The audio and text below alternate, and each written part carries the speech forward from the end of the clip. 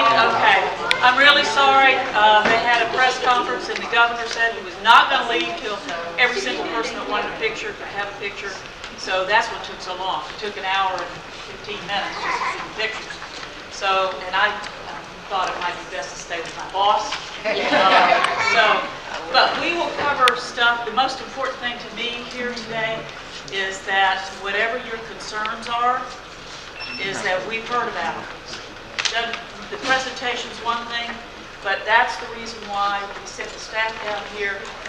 If you've got individual issues, and those of you that were here last year know that we follow up on all of those. Do we make mistakes? Absolutely. I mean, everybody makes mistakes. Sure, we're all but that's right, we are all human. But we can correct mistakes too. So you need to let us know what your concerns are. I think you can tell that we all care and we want to make things better. We're trying to make things better.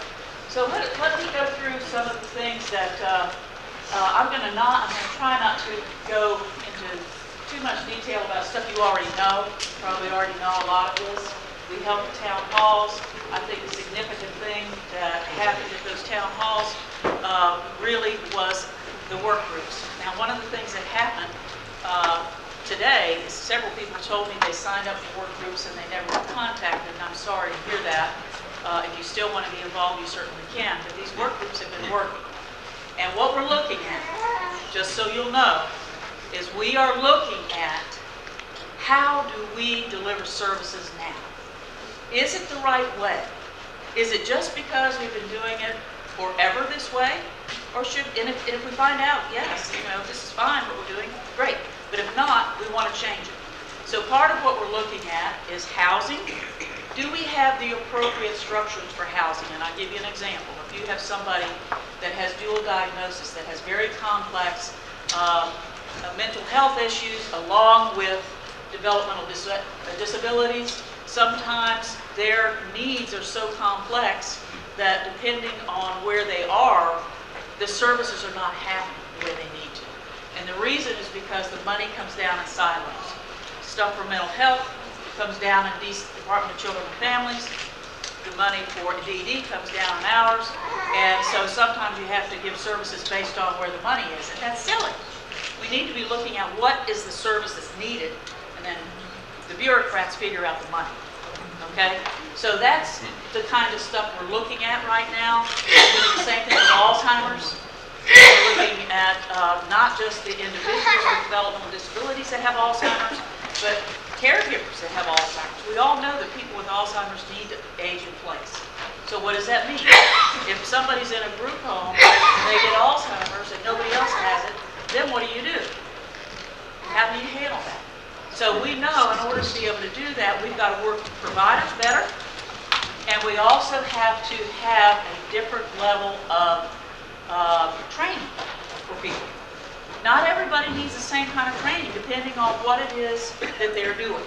So let's go to the next one. Yes. Well, I was a cheerleader. I think y'all can probably already hear me, but that's okay. I'm still your cheerleader. So the crisis process has been improved. This has been a problem over the years. It probably needs continuing review so that we continue to do better. But now that we're at the situation where this next year we'll be able to take people with all the people that have all the critical needs, and by critical needs I mean life and death, health and safety kinds of things. It doesn't mean, by the way, that everybody that needs services is going to get services, unfortunately. But what it will do with these work groups is allow us to have some long-range planning for people as they come through the system, and hopefully be able to do some earlier intervention things with folks as well. But the process has been improved. We've got grandparents now in the Family Care Council. With the legislation, I already told you about the military families if you were there this morning, which is the first time in the country. And this is really important because think about this. If you were in another state and you had no control over being deployed or being sent to another state, and you were getting services, and then all of a sudden you go to this other state and there's no services. I mean, that's what was going on. That's what's happening to the military, and that's not right. So that has been changed.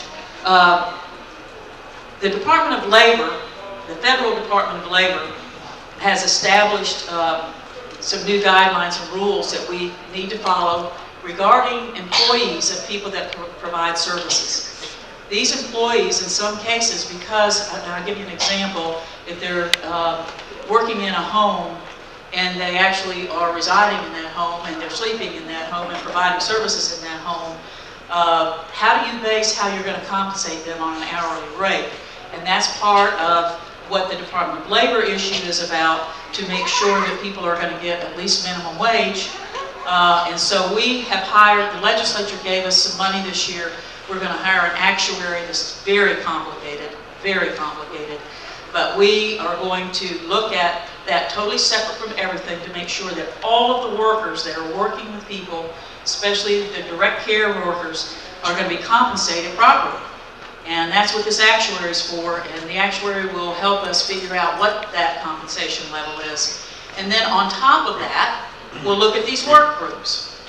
And part of what we want to do with these work groups is look at the type of level of training that the employees have that are in these different types of service delivery systems, so that they're being compensated. So if we're going to do that, then that means we have to give our providers a little more money so that they can pay their employees. Right now, there's no standard training. I mean, there's training, but it's not standardized throughout the state. So we're going to be working on that.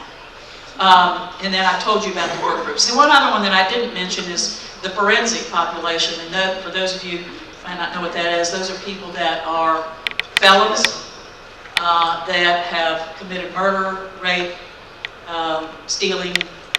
They're people that have done bad things. And in most cases, they are incompetent to stand trial. And so what they do is we have a facility where those people are housed, and we try to restore them to competency so that they can go to trial. But in a lot of cases, that's not possible. But after a certain period of time, they have rights.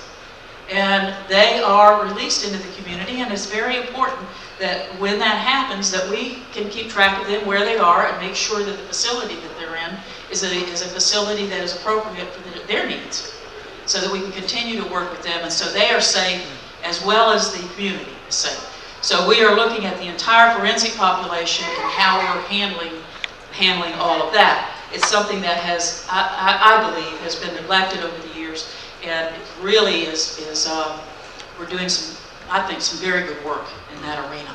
Okay, next thing. Oh, that's just a pic. There's the governor. This was at the military town hall, which was it was really a great town hall. Okay, this one. And I think this might have been here. No, that was up at the Capitol when you all lobbied so hard for the R word. Remember the R word? That's what that is. And that might be down here. I'm not sure. Okay, next thing. Okay, as the governor mentioned today, we've taken over 1,600 people. We've offered them to come off the wait list. We had, one of the priorities that came out of the town halls too, was that in our rural areas, very few, they just don't get much exposure. And when you're in the urban areas, there's all kinds of choices for people. And the rural areas are not. So we have focused on trying to do 3 or 4 expos out in the state. We had our first one in the Tri-County, Levy, Gilchrist, and Dixie County. We had over 400 people come. They had no idea. We had other state agencies there, the health department, a lot of things were there to say, here are the services that you can get that you didn't know about. We're trying to help them with transportation. So if you're in a rural area that is not, or that is in need of these kinds of things, please let one of our staff know, because we're trying to identify 3 more places to do these. And what we did was we partnered with a lot of different groups, and we do games. I mean, it is a fun day. We danced. We had a wonderful day. It was so fun. And it's not just about, see, there I am dancing. And lots of other people too. I mean, it was a really fun day. Okay, you can go on to the next thing. Oh, no, back again. I've talked about forensic. We've got 27% right now. That doesn't sound like that's much, but we're continuing to work on it. And, you know, at least McKinley, would you come up here just a minute? somebody that we have neglected to, I think, all day today, to recognize not just her, but her whole staff, because we work very closely with Voc Rehab, and we are going to be working more closely with her, and I want her to be here to be able to answer some questions too. She is in charge of Voc Rehab for the state of Florida, and we all know her main job is to help get people to work. I mean, that's the whole thing, okay? Yes. And so we're working together on some things, and when I finish here, I'm going to let her say a few words to you, and then we'll open it up for questions from her or me, if that's okay. But I wanted to recognize her. She does such great work, and so does her staff. So you want to sit up here? Okay. And then we have, right now, 140. Our goal is 200 before the end of this fiscal year to get them in competitive employment or internships. The $500,000 that the legislature and the governor gave us last year, that's what that's for, and that's a continuing program that we're going to have every year, so we'll be able to get even more than 200. This year, we had to wait a little longer because we wanted to get the template right, so that we knew it wasn't just getting people jobs, we had a system in place. So that system would keep working. When people transition out of school, we need to get them jobs, and that's what this is about. Yes. And these are our main goals, and I'll just real quickly, which is employment, as you can see. Okay, community services. How many of you have never been to our resource directory? Has everybody in this room been to it? Let's do it the other way. How many people have been to the resource directory? Okay. Now, those of you that haven't, look at those hands. The resource directory is out there for you to know what services are available to you, especially those of you that are still on the wait list. Because even though you live in a community, you might not know everything that's available there. And what it does is it literally will show you within 10 miles, 5 miles, 20 miles, 100 miles, you put your zip code in and you see, I need to know more about respite, I need to know about employment, I need to know about in-home supports, I need to, whatever it is you need, and then it will populate and it will tell you where they are. It literally will show you a map of how to get there. So it's a good place for you to start to search and see if there are things, and if you are a provider that provides services and you're not on the resource directory, you need to get on it. So all you have to do is go to the resource directory, and there's a place there where you can put information in, and then we, of course, we check everybody out to make sure they're appropriate, and then we will put them on the resource directory. And then quality, part of what our quality control is the things that we're doing with these committees right now. And then the fiscal accountability, we're not in debt anymore. And that's the important thing. We can move forward. You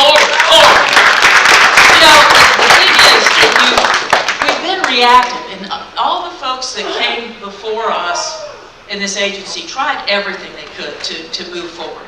But you can't. It's just like in your family. When you get behind and you're in debt, and it's hard to move forward. We're now in a position to do that. We're doing proactive things. And that is a good sign. And we need help doing that. We don't have all the answers. We pretty much know a lot of your problems, but it doesn't mean that we have the answers. And that's why these work groups are so important, because we need those answers from you. Okay, next slide. So, here's what they did this year. Now you think about this.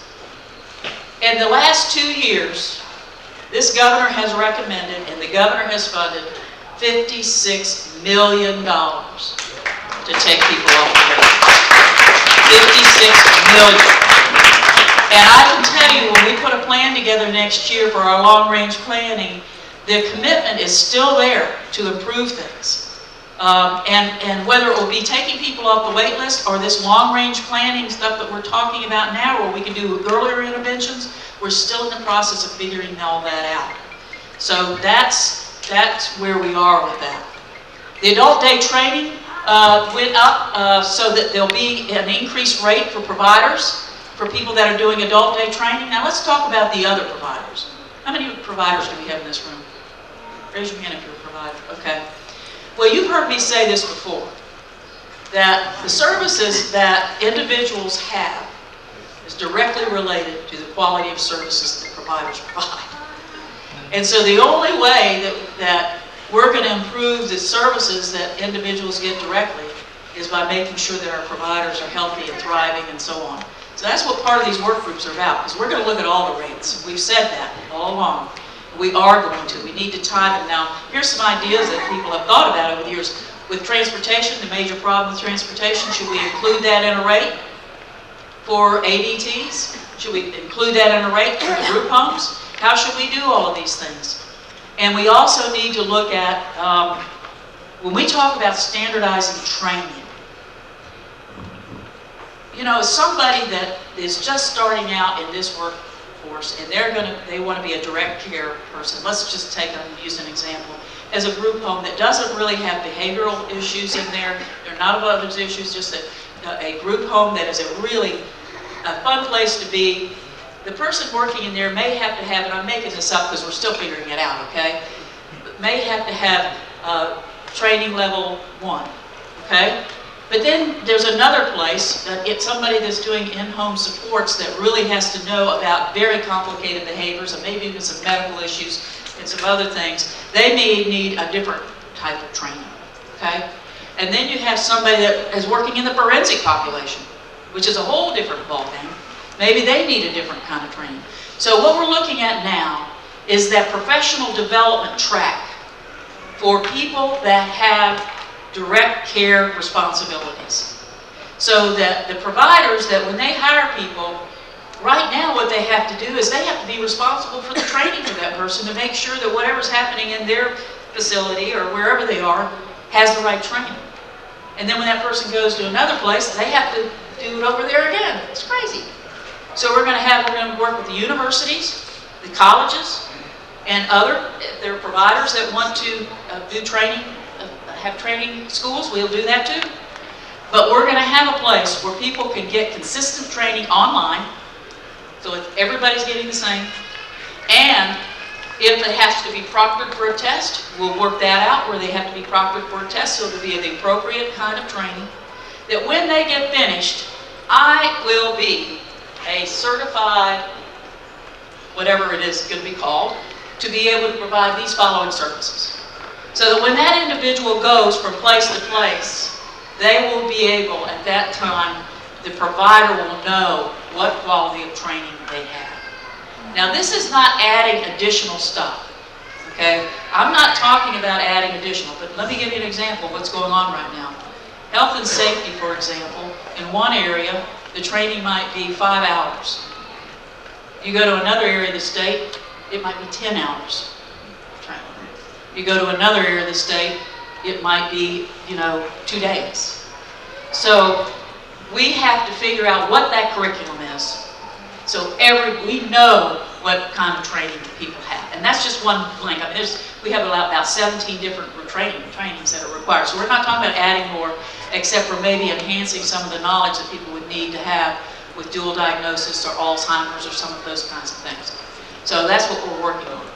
And then I've told you about the employment. We're going to continue that. Now, I don't know if you all went to J.R. Harding's thing about Rish Park or not, but if you didn't, let me just tell you, I do this every time because I really would like for more and more people to go to Rish Park. It's in the Panhandle, Cape San Blas. This facility is 100% for people with disabilities, all disabilities. It is, in fact, it's restricted. It's restricted.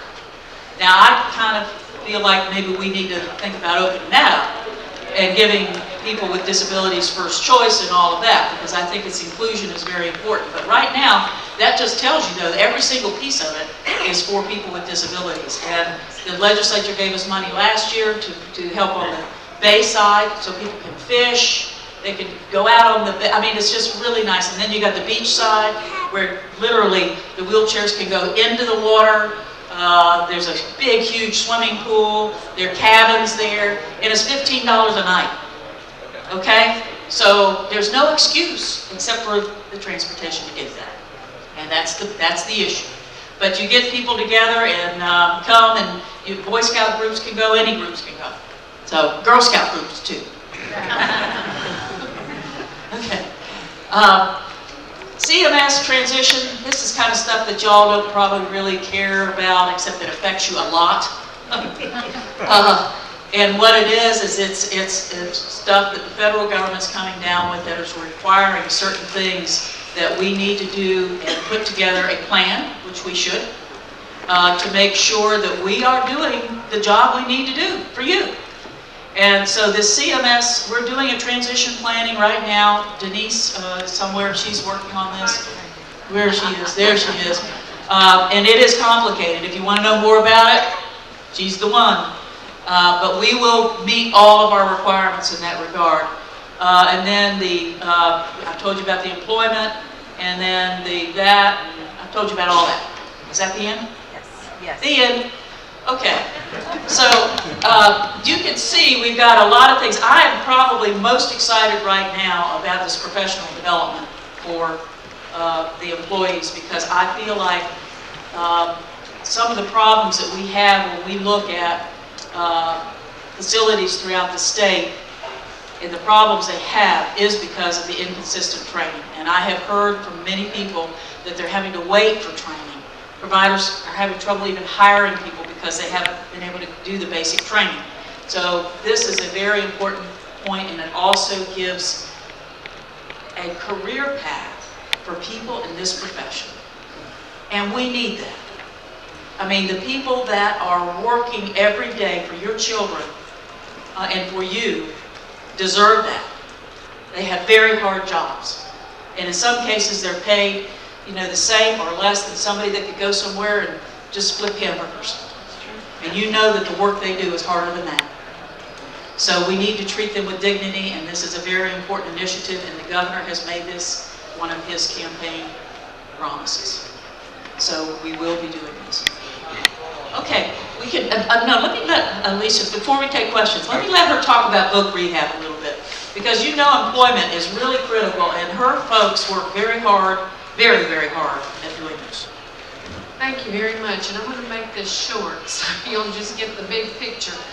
Voc Rehab is a place that you can come and have people help you to get or keep a job. We have one mission and only one mission, and that is to help people with disabilities get or keep a job. We have 80 offices across the state, and we are very interested in working with people with most significant and significant disabilities. That's our mission, and that's all we do. So we welcome any of you to come. If you haven't already hooked up with voc rehab and you have an interest in work, then we're the place for you. And I think that if you talk to your APD service people, or if you have internet accessibility, if you Google for Vocational Rehabilitation Florida, you will be able to find where our offices are, and we would love to serve you. Last year we put 6,523 people with most significant disabilities to work in Florida.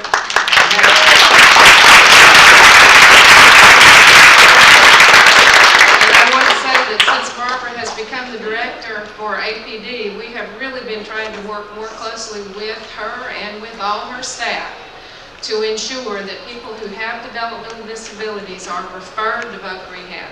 Employment first. You need to know about the fact that we exist and that we can help you and that we want to help you. So thank you so much for your attention, and thank her for the heck of a job that she's doing and all her staff. I wanted to let you know that happened to voc rehab this year. I think a lot of times people don't like to talk about the bad stuff, but she turned lemon into lemonade.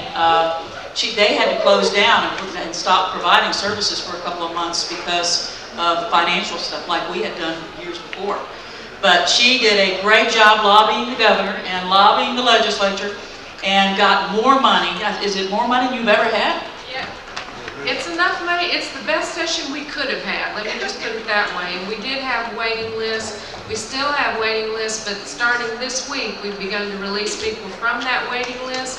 And every single week from now on, we're going to be chipping away at the waiting list until we don't have one by the end of the next fiscal year.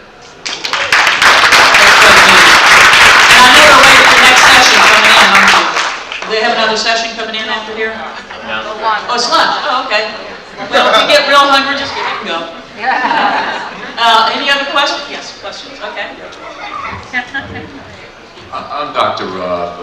I've been hearing a lot of what's going on and everything like that. I'm curious also about employment first. have been pretty active in it. Actually, I spoke to Deborah Dowd as well. I was actually on the line with the conference a few weeks ago. I think you're doing a splendid job, but I think it's two concerns that are really important to me. Is even though you have a lot of the work groups, the small work groups and things like that, it needs to be more of a conduit across the state, an armed branch, support groups, so parents know exactly what is really going on. A lot of people can't get to these groups. Now, whether you do them online, whether you have volunteers to do that, that needs to be done. That's extremely important. And also the Employment First initiative. A lot of the people, I live in South Florida, never even heard of it before. So the marketing techniques need to get out there. You need to do a lot of brainstorming within those family groups. And I'd love to volunteer to help. Well, we'd love for you to. Let me comment on both of those because they sort of both go together. Family Care Council members, raise your hand. Okay. Get involved because this is your conduit. Okay? The governor just appointed 99 more people and now authorized for grandparents to go on it because they couldn't before, and a lot of grandparents are very active. But honestly, these groups have not been able to function the way they needed to be able to function because they just didn't have enough people. And now, but you are so correct about the communication piece. And Melanie, where's Melanie? There's Melanie back here. Melanie is our communications person, and she's going to be working with our external affairs and everybody else to do a better job with communications. But I think it's stuff we can do together. I haven't actually seen the get radio show. Wonderful. I give you all on it. Well, before you leave, be sure that you get that to Melanie. She's the person, okay? Because that would be wonderful. We would appreciate that. Are you, Okay. are you doing a process of putting it up on the market? Are you going to do that? Okay. Yeah, what, you want them to walk over here, or what do you want to do? Do you want to? Yes. Oh, okay. Yeah, you be in charge of who talks. I'd be happy to help out. Thank you. Thank you. So I'll look for your hands. We have some over here, and then are there others over here? Okay.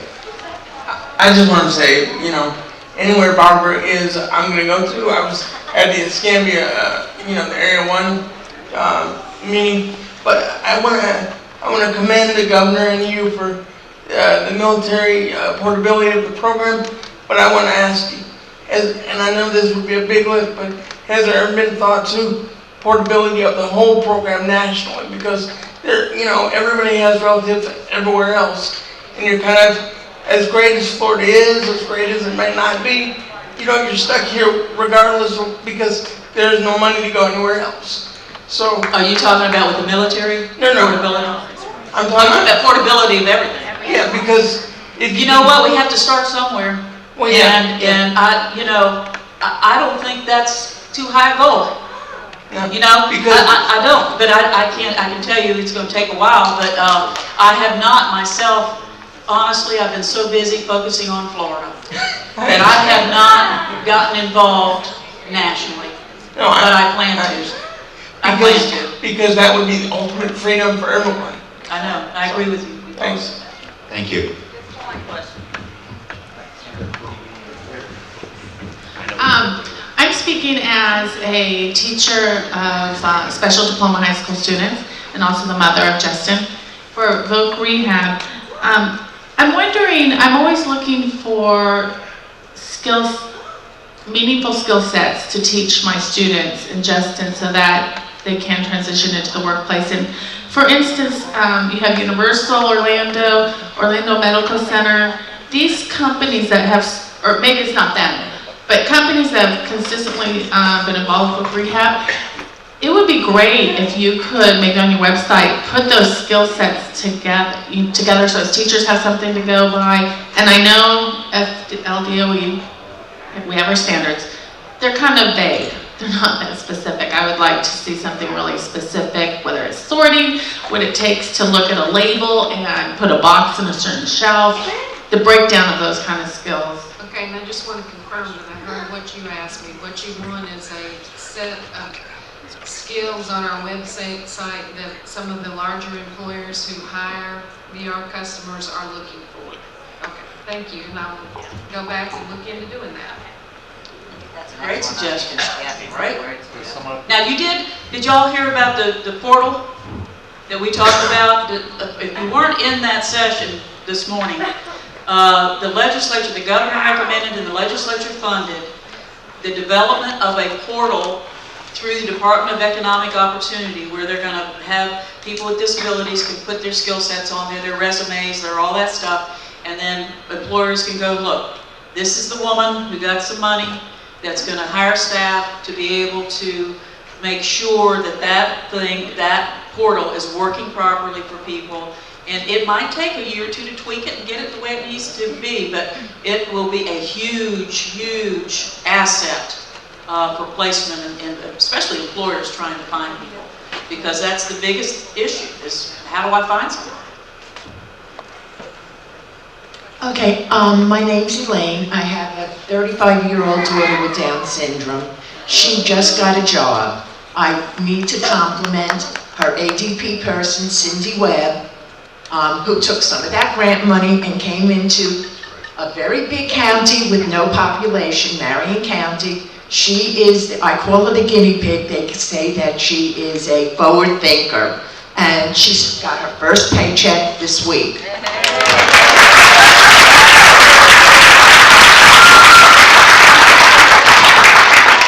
And between Cindy and Goodwill, they did a phenomenal job. One of the problems I did find is, Social Security, no cooperation from Social Security. I needed a form to fill out because I am her legal guardian, and she needed a CWIC because when we moved to New Jersey, she'd been working for 10 years. They needed to see how much income she had had. I spoke to the person I was told to speak to. She said, I can't send you the form. Your DVR person should have it. I called my DVR person, who I happen to like. She said, we don't have the form. Call Goodwill. We don't know what the form is. Today it's Social Security, yesterday rather, I got the form. Well, let me thank you for sharing that, but we can't get into a lot of this detail with everybody, but I want you to meet Nancy Bouteau back here, who is head of, she's just put something in her mouth. Anyway, she is head of our whole employment stuff, and I guess you've heard about the Social Security stuff, and she'll work and try to help with that. Well, I do have a question though, if you don't mind. Okay, I can drive her to work, but what happens when we need transportation, especially in a rural county like Marion?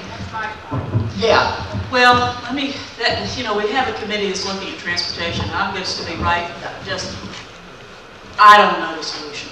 Because right now, in one county it's $7 a trip, and another county it's $35 a trip. There's no way for us to do this, so that committee is working hard, and we've got to come up with some innovative things that we're going to have to do. Part of what I think, we've got to take a look at is looking at what we need to do as far as compensating through the waiver more on transportation, and we're going to have to take another look at that. Right here? Yes, hi. Thank you very much for all your efforts, and I really appreciate it. I like the way things are looking. I want to find out, how do I know, after 10 years having my son in the waiting list, how close am I to get his services?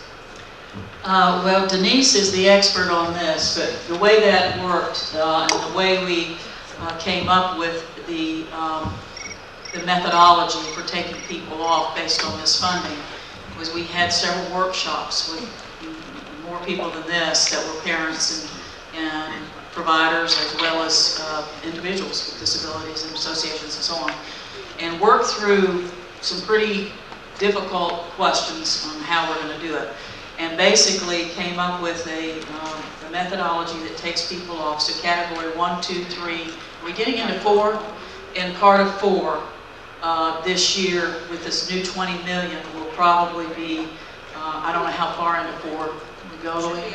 Should be all 4. So if you're in one of those categories and something doesn't happen, then you need to contact your local office, because it should have been some of the mistakes made. And you can imagine there's so many things that we have to keep up with. Can I speak to Denise? Yes, please. Yeah, anybody that wants to know more about that, you can give her your name and all of that, and then, because they're gonna run those numbers now that we know we have the money, and so she'll actually know. Okay, so it might be a few weeks. When will I would say early July. Okay, mine's in 2 parts. Hello, elderly. Hi. First of all, I appreciate the fact I'm glad I came. I'm glad you came too. To know your characters a lot more than sending Well, I emails. enjoyed our conversation. Thank you. First of all, I want to thank you for all you've been doing because it's quite amazing. I had no idea. One part is that through Bobby's history, he was in school, this is in reference to school. He was in school and he had surgeries. The surgeries are so vital that he missed more than half the school, he missed so much school that it set him back. Now we're trying to get him back into the GED and we're like running back and forth. In Tallahassee and TCC, they're terrific in certain areas, but they didn't apply how a caregiver could go into the room with them. And that was something that we got tossed back and forth and had to sign waivers. Is there any way that you can go in and try to assist or let them know that when people are going to, there are going to be people going into the rooms of the GED. Now, the college is great. They allow it on the college side, Yeah. but they haven't looked at the GED side. Well, you know, this is a DOE thing that we really don't have any jurisdiction over, but my relationship with DOE has really improved tremendously. And it's part of what we're doing. And I'm sure one of my staff has taken a note on what you just said to me. And I will go back and talk with the commissioner, because it's not just your issue, this is a whole GED issue. So we'll try to address that. And as I've told you, we'll try to address some of the other concerns that I've had over the years. Okay, there was one more, was the fact of you were talking about the rates. In particular areas, they usually give the employee or the providers, as you call them, rates in reference to daily rates, and then you have the rates that are split in half, and because in reference, like with his, they end up giving him a daily rate if you have 3 employees. So, and also they've given him 24 hours, yet they gave him a minimum amount. So it comes out to like $3 an hour for the amount of time that they have given him. And I know that's not just me. I've talked to many people. And that's what that's what the whole Department of Labor issue is over. And we are, that's why we hired an actuary. Because the way you just described it, you can see how complicated it is. We can't figure that out. We need people that's all they do, is figure this kind of stuff out. And we're addressing those things. Thank you. I had a question. My question is basically about the communication. My son has been on the wait list for a number of years, and I never know what's going on, where's his status, I don't even know right now what his ranking is. Like you were saying before, a level 1, 2, 3, or 4. I have no clue where he falls in that category because I've never been notified. In my county, I just learned because there's a situation that has come up where I need some services kind of immediately, and I was told that there's like one caseworker for 1,300, Palm Beach County. Okay. There's like one caseworker for 1,300 clients, but to me it's the consistency of just getting information maybe once a year. Hey, we know you're still on the list, you're so and so, your services may come XYZ. I mean, I just have to call. Let me just tell you this, it's required by law that happen. So if that's not happening for you, somebody in this room will fix that. I can tell you that right now. Okay. All right.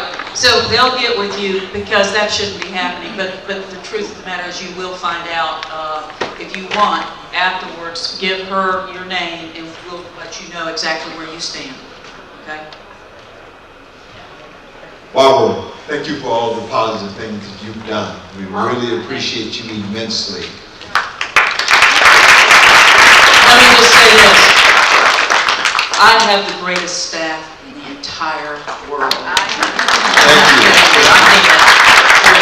Just want to ask you a question for a man who worked on both sides of the fence. I know that from 2000 to 2010, I was on the side where I was administrator for Development Service Institution, and in that process, 2 of the institutions closed. And I just want to know from your perspective in terms of your direction, where are you headed, where is APD headed in terms of looking at that same kind of thing as it relates to the 2 remaining development service institutions? Are we headed for closure, or are we going to do some other kind of transition? Thank you. Great question. I love that question. Yes, we are. In fact, we've got Tom, will you stand up? Tom is a deputy over operations, and the facilities are under him, and he has a work study group going on right now that's internal at this point, that we're looking at that, because there are people right now that are in these facilities that I firmly believe could be transitioned into the community. But in a lot of cases, it's not their choice, and they don't choose that. We've got to do some educating with them and bringing them along and making them want to do that, okay? So that's part of what we're doing. But let me just tell you this, there are not very many people that we're placing in facilities. And there are a lot of people that are older that have been there all their life. And to move them would be traumatic. Traumatic, okay? That is their family, okay? So we have to be sensitive to some of that as well. But those that really are capable of going out, especially those that can get a job or something, you know? So we are looking at all of that right now. That is all involved also in the forensic piece, because what we want is to be able to get those people that really can be rehabilitated, okay, and restored to competency, have step-down programs, so that we can eventually get those people back out into the community too. So these facilities, down the line, it's a long answer for down the line, my hope would be yes, to be able to get us down to at least just 1 facility. There's going to be a need for that, always, but we certainly don't want to have them all over the state. We're moving that way. Thank you. Director Palmer, we have 3 questions, but we have the next group ready to come in, so we're going to need to kind of get through these, Fast. and then we'll have... My question actually was for the lady from Vocational. Have you all followed Barbara? I'm always on the hook for you. Anyway, no, I would like to thank you for everything awesome. But my son is 31 years old. He was involved with Voc Rehab since he graduated from high school. He was 22. He actually had a job for 2 years at Park and Recreation. He had a one-on-one with them. Well, when the economy was bad, they laid him off. Well, and I don't know if this is how they get people off of Voc Rehab, but he had an agency that was working with them. They, of course, after 7 years, 8 years, they couldn't get him a job. So they decided to switch him to a different agency to help him find a job. Well, they touched it to him and said he wasn't employable. Well, I mean, I know he's employable because he's been employed in the past. And they closed his case. So now he has no active VR case. And you can come back in and apply any day.